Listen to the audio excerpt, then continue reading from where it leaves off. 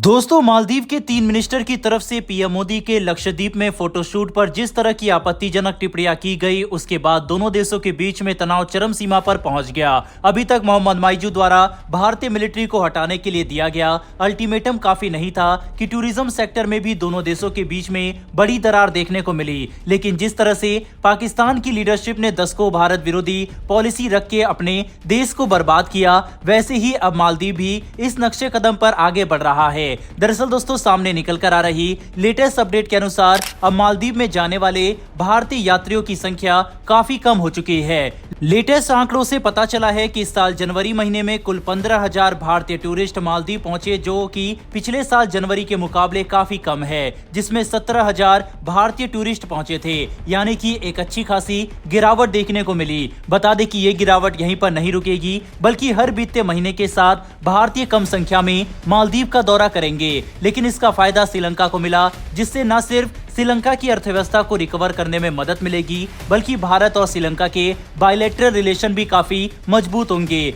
बता दें कि जनवरी 2024 में कुल 34,000 भारतीय टूरिस्ट श्रीलंका घूमने पहुंचे, जबकि पिछले साल जनवरी में यही आंकड़ा 13,000 के आसपास का था, जो इस बात को दर्शाता है कि लगभग 3 गुना की बढ़ोतरी भारतीय टूरिस्ट के श्रीलंका जाने में देखी गई। और ये काफी बड़ी बात है, जिससे मालदीव को भारी नुकसान हो रहा है। मालदीव और श्रीलंका एक दूसरे से काफी मिलते जुलते द्वीप है, जिनके समुद्र और इलाके काफी खूबसूरत है। लेकिन भारतीयों के लिए श्रीलंका पहुंचना न सिर्फ सस्ता और आसान है, बल्कि इस बात को भी दर्शाता है कि अब भारतीय बिना किसी दबाव के खुद ही मालदीव नहीं जाना चाहते। आखिर कोई भारतीय ऐसे देश का दौरा करना भी क्यों चाहेगा जिसके मिनिस्टर और राष्ट्रपति भारत के खिलाफ बयान देते हो और हमारे इतने सालों के संबंधों का कोई भी सम्मान न कर रहे हो। जबकि श्रीलंका, जिसको भारत ने चीन के कर्ज के जाल से बचाया और आर्थिक मंदी के समय हमने कई मिलियन डॉलर की मदद की, आज वह भारत का हिसाब चुका रहा है। श्रीलंका ने 1 साल के लिए चीनी जासूसी जहाज को अपने बंदरगाह पर आने के लिए प्रतिबंध तक लगाया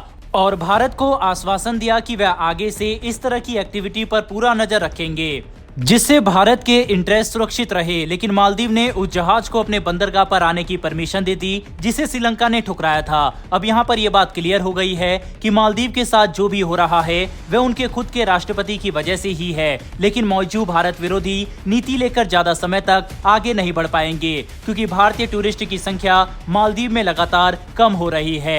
पहले जो भारतीय मालदीव के टूरिस्ट वॉल्यूम में टॉप 3 पर आते थे, आज वही टॉप 5 की लिस्ट से भी बाहर होने के कगार पर है। और वह समय दूर नहीं जब कोई भी भारतीय मालदीव नहीं जाएगा, बल्कि हम लक्षद्वीप और दूसरे स्वदेशी पर्यटन स्थल पर जाना पसंद करेंगे। बहरहाल बढ़ते हमारी दूसरी खबर की तरफ। ये खबर भारत के लिए काफी ज्यादा सेंसिटिव है, क्योंकि पिछले दिनों भारतीय सुरक्षा एजेंसी ने जो कदम उठाया वह हमें एक बड़ी परेशानी की तरफ लेकर जा रहा है, जिससे निपटने के लिए हमें कोई कठोर नीति बनानी पड़ेगी।